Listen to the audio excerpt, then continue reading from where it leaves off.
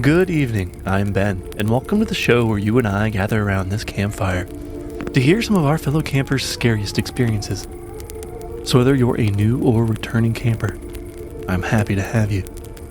Tonight we're headed to Amicalola State Park in Georgia to hear Marcus Delaney's story about working as a chef at Amicalola Falls Lodge.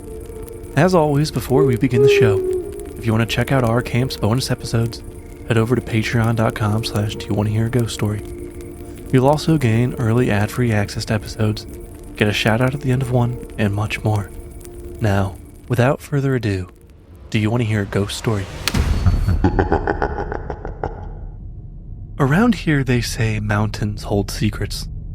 And after 9 months at Amicalola State Park and Lodge, I can tell you this, they are not lying. I walked in as a seasoned chef, confident in my skills and ready for whatever challenge a mountain resort kitchen might throw my way. But what I wasn't ready for was the darkness that seemed to cling to the walls, seeping from every corner of this establishment. It started with small things, annoyances really, that I could explain away, at least in the beginning. A misplaced knife here, an elevator deciding to take me on its own to a floor I didn't ask for. You might think old buildings have quirks. Electrical systems have glitches. I too tried to tell myself the same. But Amicalola's quirks went beyond a finicky elevator or poor maintenance. Nighttime was the worst. After the last plates were washed and stacked, and the final guests had retired to their rooms, a silence settled over the lodge. A silence that had weight, like a thick blanket pressing down on you. I'd hear the kitchen elevator rattle on its own, the faint ding echoing through the empty halls, and then watch as the doors opened without reason, as if something unseen had called for it. More than once I felt it, an unmistakable chill, the kind that crawls up your back when you're sure you're being watched, a feeling that something dark, something deeply wrong, lurked just beyond the reach of the yellow kitchen lights. It wasn't long before these small occurrences grew into something I couldn't ignore. I would set a jar on a shelf, turn my back, and hear the distinct sound of glass hitting the tile. A jar that had been placed perfectly securely, now shattered on the ground. Utensils would slide off hooks with a force that wasn't natural. I swear, once a kitchen's knife lifted and flung across the prep area, embedding itself into the far wall. There was no one else there but me. I stopped staying late to prep for the next day. Something or someone clearly didn't want me around. But it wasn't just the kitchen. It was the entire lodge. There was this unmistakable feeling, like an invisible hand pressing down on everyone and everything. Staff turnover was like nothing I had ever seen before. Anger seemed to infect us all. It was a silent rage that built over the simplest things. A forgotten order, a misplaced key, a guest's complaint, would all explode into arguments that left us all shaking with frustration. I've worked in kitchens for over a decade, over 10 years of late nights, missed holidays, and underpaid overworked chef's hours. I know stress, but this was something more.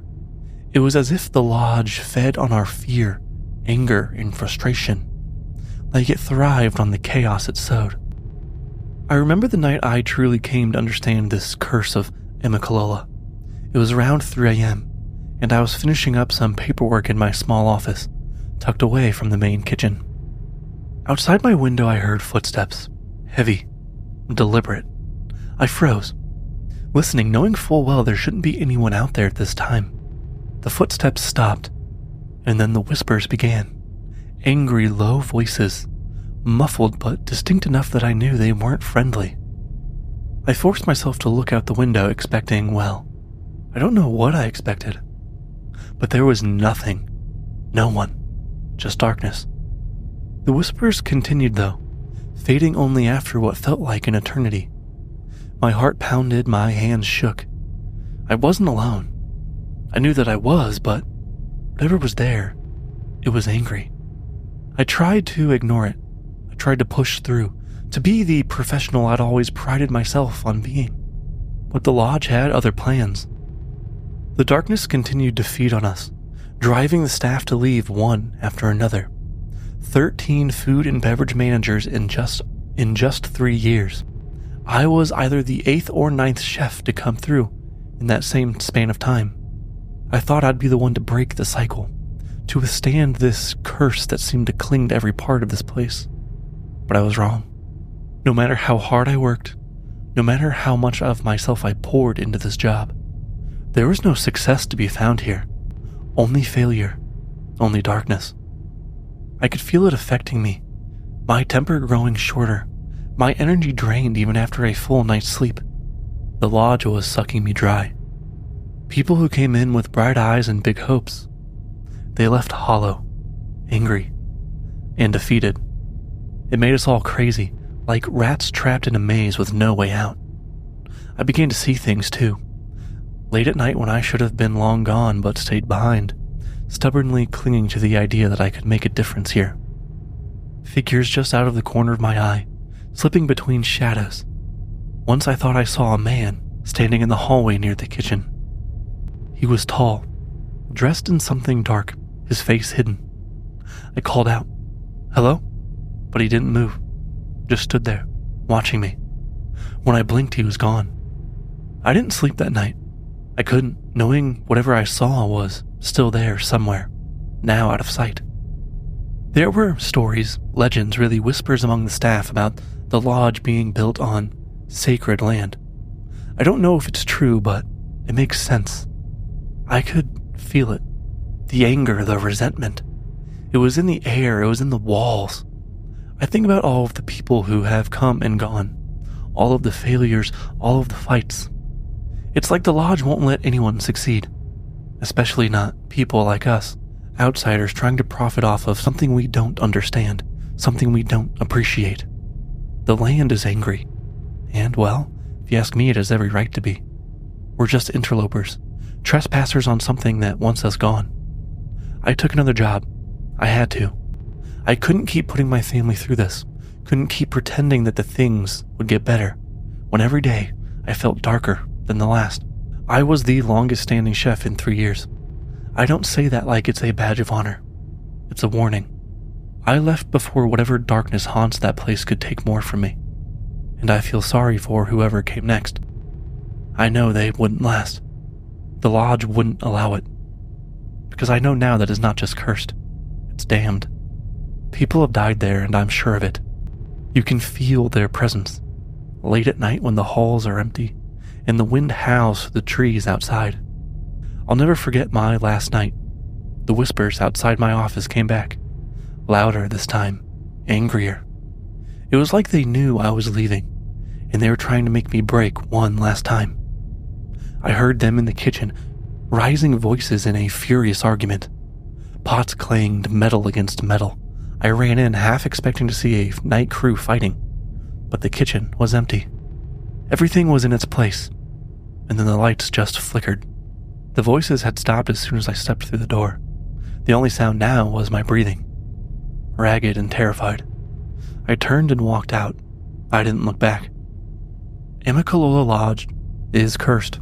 It's not just haunted, it's something worse, squeezing until there's nothing left but anger and fear. I got out. I don't know if the next person will be so lucky. I only hope they see the sign sooner than I did. I hope they run before it's too late. Thank you, Marcus, for allowing me to share your story. It's funny because this sounds a lot like my last job. However, there my coworkers and I were just haunted by bad management. But in all seriousness, this sounds like a horrible place to work for a lot of reasons, and I'm glad you were able to find a new job and get out. For show announcements, I want to address the lack of sound design in my last few episodes. I have honestly just been incredibly busy, and have just been on the mission to keep the show up and running these last several weeks. The sound design is what I enjoy the most, but it is also incredibly time consuming, and I unfortunately have just not had the time to dedicate lately. However, it will be back soon. If you want early access to ad-free episodes, a shout out at the end of one, and more, head over to patreon.com/doyouwannaheraghoststory. I'm glad to have you all as campers on this journey. Please keep sharing the show with anyone you think might like these stories. or someone you're just trying to scare. If you're enjoying it, go ahead and leave a review. I would love to hear from you. Until next time.